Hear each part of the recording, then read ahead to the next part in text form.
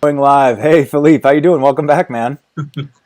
Week two, week Good. How are two, you? week two. I'm loving it. Episode two. Look at our shirts. See? Oh, we have the same shirt, right?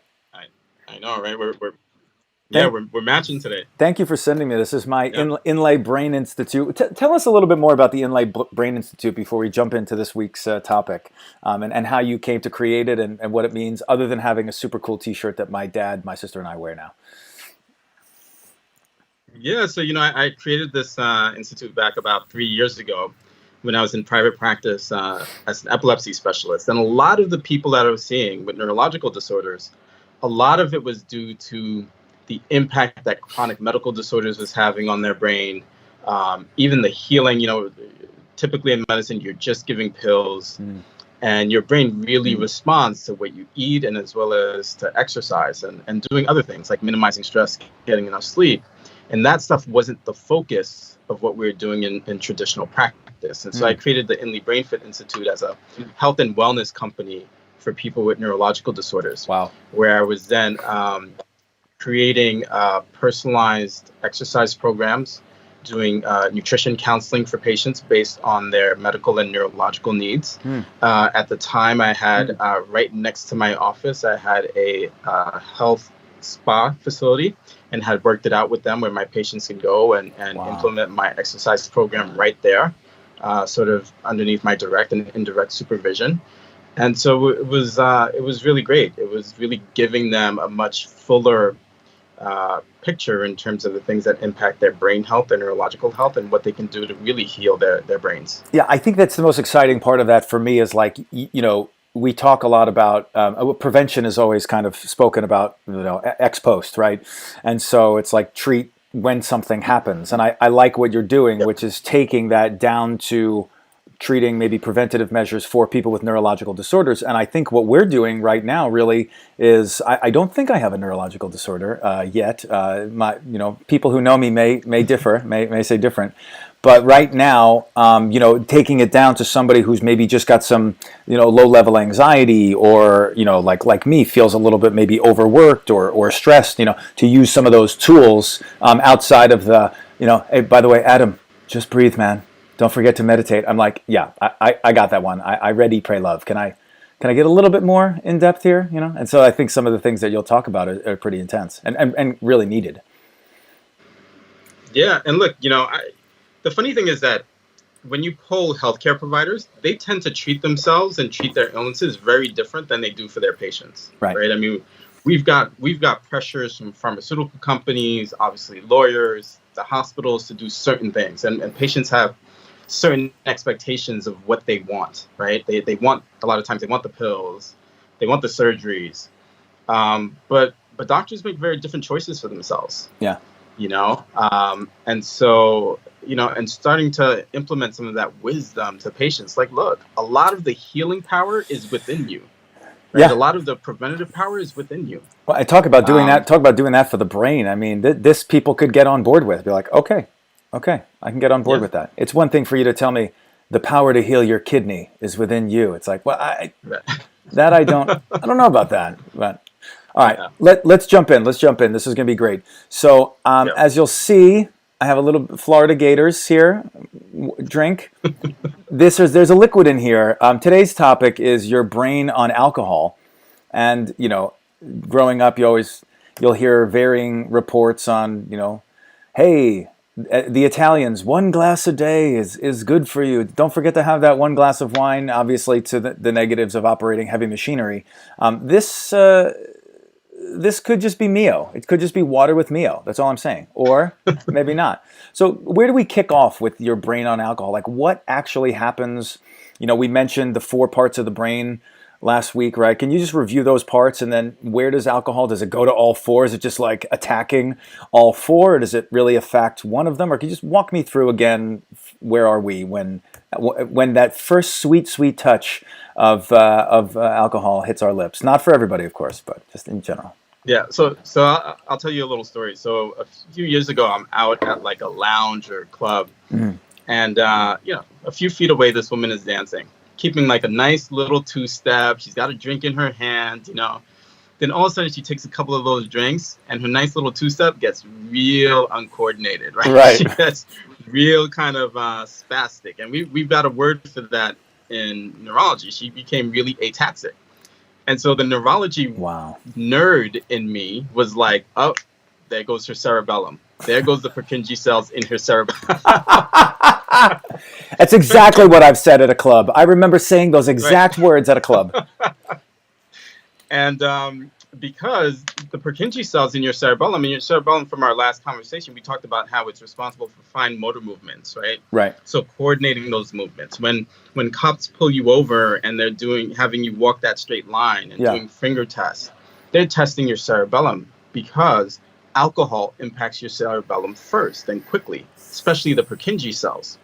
And so people's movements get a little bit off. And I often feel like people don't realize when they get a little tipsy or when they get drunk, they don't realize it's because the alcohol is causing dysfunction in the cells in their brains and all over their brains, whether it is their cerebellum, whether it's the cerebral cortex. Right. It's just causing dysfunction. Now, is it dysfunction to the point where the cells, like in my mind, I'm thinking like, you know, those movies where they have like the animated like cells, like basically the animated cells are getting drunk and those cells are like just morphing a little bit. When you say dysfunction of a cell, what does that mean in this world? Slowing down? So that means, look, so they're not able to, so the way that neurons communicate is by sending electrical signals. Okay, right? okay, yes. And they send them very quickly, they send them very efficiently. And so when you drink alcohol, you release GABA. And GABA is the major inhibitory chemical in your nervous system, means that it slows things down, it turns stuff off, and so it inhibits that process of being able to send electrical information really efficiently. And so for that reason, look, people don't think properly, right? People don't move. Their movement is really uncoordinated, ataxic, spastic, clumsy, whatever you want to call it. Sure. You know, we know a lot of poor decision making. We even know that the whole idea of beer goggles is actually really true. Right. You're seeing something a little bit differently, every right? Aspect of our brain. Okay, you mentioned beer goggles or something along these lines. I think we're colloquially pretty familiar with this. Talk to me about, you talk about liquid courage. So like that's interesting that you mentioned that. So a lot of this, like liquid courage, I think we all can understand as I'm going to do something that I wouldn't do before. So in a way, you're right, and maybe the alcohol, you'll hear the reports. It's loosened me up. I feel free after one drink. Because during our lives, we might have too much electrical activity and we might feel stressed out or too electrical. So is there truth to once I have one drink that it slows me down to feel this expansion and free? And just walk me through that a little bit. Yeah, so, having a drink can certainly calm you down because it does release GABA, right? And GABA does essentially just calms your nervous system down. It calms your brain down, right? So people feel a lot more relaxed, GABA. Right? And so that's certainly the case. It interrupts your prefrontal cortex, so your ability to make really smart, logical decisions. And so yes, people's fear response is not the same. It slows down the amygdala, which plays a huge role in our fear response. Okay, we're talking about a few different things. So alcohol has affected the cerebellum by reducing electrical impulses or making them delayed. Now walk me through the amygdala. What does it do, and what does the amygdala do normally, and what does alcohol do to the amygdala? Sure. So the amygdala plays a huge role in fear. Okay. Right. So when you have people that are have experienced significant trauma and have excessive fear responses, have a lot of anxiety.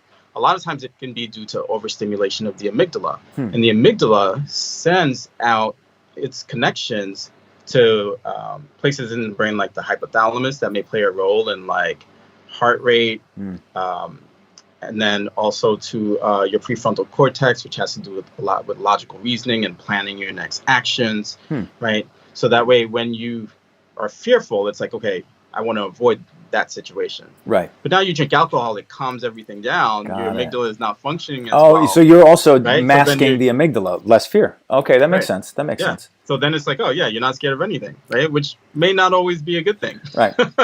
right? Right. I may or may not have So, run through some bushes in college right. that I shouldn't have run through. Got it. Yeah, Got it. I think a lot of people run through some bushes in college that they shouldn't run through. So, Exactly. Exactly. Okay. And then, so now I want to just pivot a little bit. You'd mentioned the cerebellum, slowing it down, and then the amygdala slowing it down. Say, just like pivot off alcohol for a second, because I think I'm yeah, understanding like what it does. Like, say we want to, in the reverse, what if we want to strengthen our cerebellum for motor, to be better with motion and reduce our amygdala without alcohol? Like, sure. how do we do that? What is the kind of a process to say? Because I like both of those things. I like reduction of fear, and I like being more athletic or better motor Right. controlled. Right, those two in conjunction, I think, are relatively. I think we can agree good. So how do we do that maybe without alcohol? Well, look, I know plenty of doctors and scientists, researchers who control their anxieties not with medication, but with Right. exercise. I mean, because Okay. exercise is one of the best things that you can do for anxiety, depression, and obviously also for Hmm. just getting stronger physically. Yeah. Exercise gives your brain everything your brain needs to promote neuroplasticity. That's your brain's ability to make new neurons, make new connections. Um, And yeah, so exercise is talk to me a incredibly little. important. Talk to me about neuroplasticity. So exercise, I'm on it. And then when you say affects neuroplasticity, what is the, just so we're all on the same page of what neuroplasticity means? Yeah, so neuroplasticity is your brain's ability to adapt, its ability to heal, its Mm, ability to learn, especially its ability to heal after injury. But mm, neuroplasticity has everything to do with the way that we evolve, with the way that our brains evolve, right? Our abilities to learn throughout our lives. We used to think that our brains were stagnant. We were just born with a certain number of neurons. right, And as we get older, maybe we lose some neurons. But now we know differently. We know that right. our brains are capable of always making new neurons. Interesting. So, okay, so instantly what I thought of there was maybe at some point, so say I start with like, whatever, my brain. Then I have a drink and it's like, oh, boo. Then I work out and it's like, oh, here we go. We're back up. And it feels like this constant, scale of if you're drinking or doing something that you're reducing it. And if you're exercising, you're increasing it. So, you know, are there certain things that I've done to my brain, basically, or anyone that, you know what, there's no coming back from that. There's no amount of exercise unless, or is that a traumatic brain injury, even just for recreational alcohol use or something like that? Sure. Well, so, I was recently taking care of somebody Mm, who drank a pretty significant amount of alcohol for his entire life. mm, He's got such significant memory issues, mm. and he's young. He's in his 60s. He can't remember his kids' names. He Wow. can barely remember his name. He's essentially almost nonverbal. Oh, When you look at the CAT scan of his brain, it looks worse than the CAT scan of the brain of somebody with Alzheimer's. oh my God. And so chronic alcohol use has a significantly negative impact on the brain. It's actually a neurotoxin. Alcohol is toxic to every part of the body. Mm. And so while we sort of kid and we Sure, joke, sure. alcohol is actually one of the worst things that you can do for your brain. And it's associated with more than 200 different diseases. And so I often get called to see people for alcohol abuse Yeah, and the impact that that's had on their brain and their nervous system. right, Everything from dementia to seizures to neuropathy, so damage to their nerves, right. to confusion. So it's really a significant toxin to the body. Right. And what is so there's either the on or the off switch. Either you could say, I don't drink at all, or someone saying, so what's something where when you tell people that do not identify as having a drinking problem, all right, insert whatever that would be, what do you think is recommended or something that you would feel comfortable saying, you know what, this is like I guess, fine. If you're going to do it, this is what you should do.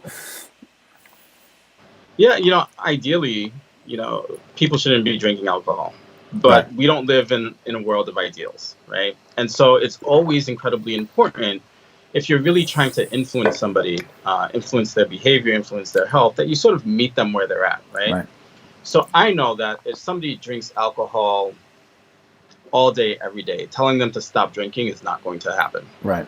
You know, but maybe slowly getting them to cut back, slowly getting them to see where it's having a negative impact on their life, getting them to see how things can improve if they start making adjustments to how they drink. Yeah. And so, those steps go a long way into helping people, having them identify what some of the triggers are that get them to drink and helping them manage some of those triggers a little bit better. Yeah. Right? Because alcohol also plays a significant role in addiction, right? It impacts our dopamine motivation reward systems in our brain. Let's talk about that. And so let's talk more about that. Yeah. People become addicted to it. Let's talk more about that, about rewards and incentives and how alcohol plays a role, like, without alcohol and with alcohol, how it's affecting dopamine. And just walk me through when, whether that's Twitter or a Bing on a like or, that we love these rewards. Where does alcohol fit into this? Does it increase our need for it? Or, if you could just walk us through that. Yeah. So dopamine is the chemical in our brain that's most responsible for addiction. And dopamine does a lot of different things. It's also known as the happy molecule in our brain, right? And when dopamine levels go up, we experience a significant amount of pleasure. Got it. And so we're always going to do things that cause dopamine levels to go up, so that way we can chase that pleasure. Right. That's the reward that we're chasing, right? Right. And when dopamine levels drop, like we see in something like Parkinson's, we always think of Parkinson's as a movement disorder, and it is. But Parkinson's disease is also a disorder of motivation because dopamine levels are low. And so now you lack the motivation to do certain things like move. You lack the motivation to participate in your daily activities of living. And so, but when dopamine levels are high, you've got full on motivation to go and chase that thing that's making you feel good. And when people drink alcohol, dopamine levels go up. Right. And so that's how addiction. For a period of time. That's how. Right. I mean, for a period of time. I mean, you'll see this when maybe dopamine goes up and then it's crashing, and then what is a hangover? Like, what's happening in your brain during a hangover? I mean, I know, and everybody will wake up in the morning and say, my head hurts. I have a hangover. Yeah. Like, what? I guess I get a headache, but what is actually happening? Is your brain on fire? Like, is the alcohol pounding into, like, what actually happens during a hangover? What does that mean? Neurologically. Dopamine levels are up. Right. And now dopamine levels are dropping really quickly, right? That's going to make people super irritable. Dopamine plays a role in different things, including things like blood pressure, right? So that's going to have a significant impact on your blood pressure. Now you've got a nervous system that's been inhibited because of all the GABA that alcohol was causing to be released to sort of calm everything down. Now you've got everything sort of waking back up. Right. Very quickly. And so what do people often say? Well, if you've got a hangover, you can almost cure it by having another drink. Why is that? Because now you brought the dopamine levels back up. Oh, that makes sense. It's funny. I never thought. I mean, maybe I just thought that was a saying, but that makes total sense. Where you're bumping it up again just to make it through a morning or something like that. Yeah. Interesting. But so the thing you should do is exercise, right? You should be drinking while exercising, possibly. Well, no, you shouldn't be drinking. Period. Yeah, I don't want to. Absolutely, I'm definitely not making light of alcoholism or drinking at all. Believe me.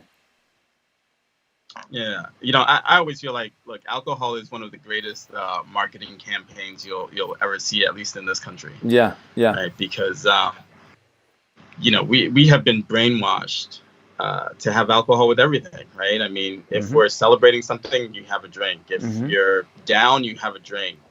If you're going for happy hour, you have a drink. If it's 11 o'clock in the morning on a weekend, it's brunch, you can have a drink. If it's 11 o'clock in the morning during the week, it's got to be 5 p.m. someplace so you can have a drink, Oh, right? yeah. Let me ask you this. So if we're really looking, what we're really looking to do is increase dopamine while not reducing the cerebellum's control and motor function, can Anheuser-Busch come out with like dopa beer or something, or like dopa wine, where it's not alcohol, but it's really just a dopamine drink?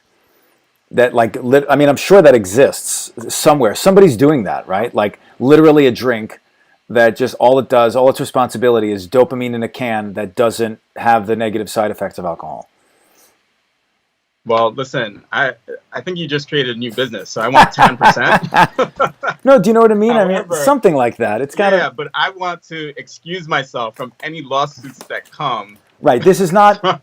Yeah, but just as a thing, like what can we do aside from exercise? Like, what is something I can drink?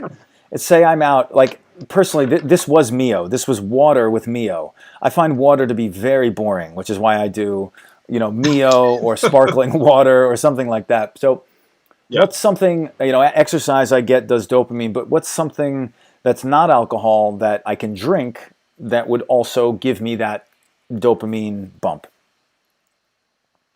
Well, something that you can drink, Yeah, I'm or saying just something that you can do in general. well, we'll go to the second one. Do something I can drink. So, for instance, Sure. I'm out, everybody's toasting, and I'm like, I have either a water or something else, right? Like, Yeah. I'm trying to think of something.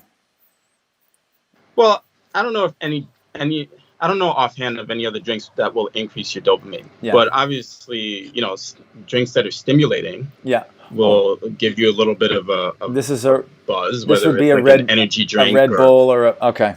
Yeah, I got it. right. And that has its own side They're effects. stimulants. They have a lot of caffeine. They've got a lot of sugar in them. Caffeine. Sugar certainly can cause dopamine levels to go up. Okay.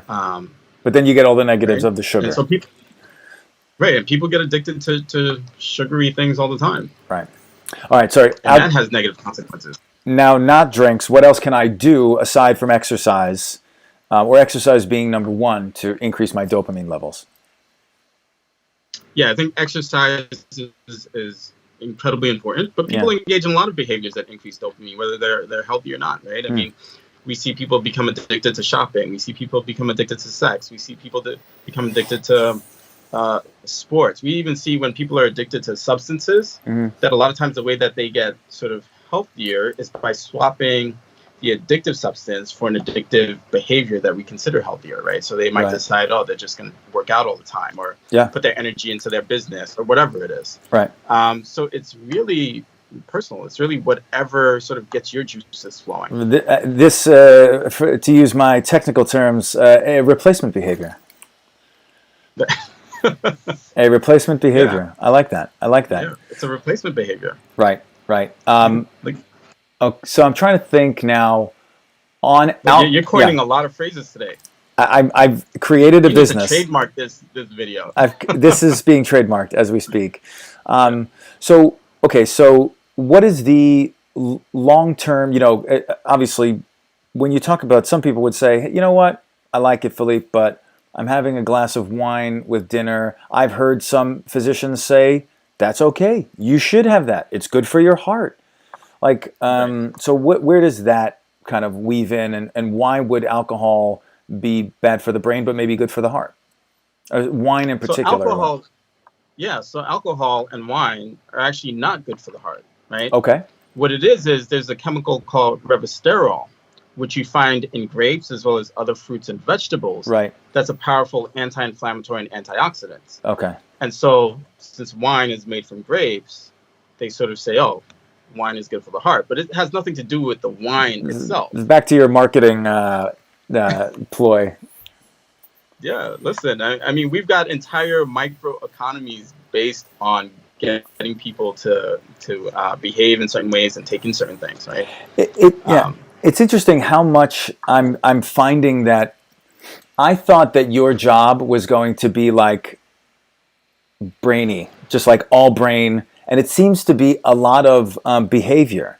It seems to be there's a combination of not only obviously understanding the brain, what makes it up, but people's behaviors. Is that accurate? Absolutely. I mean, the reality is that our brains impact our behaviors, and our behaviors impact our brain. They go together, right? Like you can't influence one without influencing the other. And in fact, look, Yeah. the tagline for my company is one brain, one body. I think oftentimes people act like the brain is somehow disconnected from the body, and what you do to the body doesn't impact the brain, and vice versa. Yeah. And that's not the case at all. It's funny you mentioned that. I remember some years ago I went to a meditation retreat in upstate New York, and they had this thing where the brain or the mind or what we would identify as emotions, right? Or say you were feeling depressed or anxious. Say the example they gave was if say you wake up in the morning or you're playing a sport and you broke your leg, someone would ask you, how are you doing? You'd say, I'm doing good. I broke my leg, but I'm doing good. Whereas, and you're different. You are outside of your injury, for instance. You're outside of this broken leg. You're fine, but my leg is broken. And then they would say, so why can't you do that with your brain or an emotion or something? It's like, how are you doing? It's like, I got a little case of the depressions today, but I'm good. Or I got a little case of the sadnesses, but a little case of sadness, broken heart, but I'm good. We tend not to do that because I think we lump ourselves into our emotions there as opposed to our body feels separate. Have you found that to be the case? Well, so I found a couple of different things. I do find that a lot of people with neurological and mental health issues will say, when people ask them how you're doing, they'll say, oh, I'm fine. And part of that is because they feel like nobody else will understand. Because neurological disorders are very different than like high blood pressure, diabetes, or even a broken bone, right? The other thing is that I do think a lot of people with neurological disorders very strongly identify with whatever their diagnosis is. Yeah. A lot of people think that they are their brains. Right. And I often feel like, actually, we are not our brains. The fact that we are aware of the thoughts that we have suggests that there's a higher level of consciousness. And we can actually, what we need to be doing as individuals is we actually need to be taking charge of our brains. We need to become the leaders that our brains so desperately need us to be. Otherwise, our brains are completely out of control, and they will lead us down a very dark, dark tunnel. You're David Gogginsing me right now. Like I feel like if you've seen if you haven't watched David Goggins, people watch him. You're like the neurological David Goggins. That sort of thing. I've heard this before about like taking charge of your brain. I love that. I hope you've heard it before. That's the name of my course. It is. Yeah, I'm taking your course, whether I know it or not. What is the first step? And we'll go for another 4 minutes here. What is the first step when you say take charge of your brain? What is the first? I mean, what are some of the basics? Because I think a lot of people have said that. I'm taking charge of it today, Monday, Tuesday morning. They're like, oh my God, my brain is in charge again. Or something like that, right? What does that look like on a consistent basis? Well, I think first and foremost, it's about being aware. It's about being aware of the things that influence your neurological health, your mental health, the health of your body, the things that influence your thoughts, that influence your actions, right? Right. And so I'm very, very mindful of what I'm feeding my brain. Look, I know if I sit in front of the news, your traditional news, as well as your social media, that I'm going to become the angriest person in the world. Like that is not going to be good for me, right? Right. And that's not going to be good for the people around me. And so I need to know what I'm taking in, how much of it I'm taking in, and how it's influencing me. So I think awareness is really important. And therefore being mindful is very important, because being mindful is a state of awareness without being judgmental about yourself in any way. Right? So I would say that's the first step. It's awareness. Got it. And then now that you're aware of like basically what I hate to say good and bad, but like what make dopamine go up, like Bitcoin, right? Bitcoin go up, or keep my dopamine up, and my what would be something that's the opposite of dopamine, or is something that would result in me either feeling down or feeling depressed, or like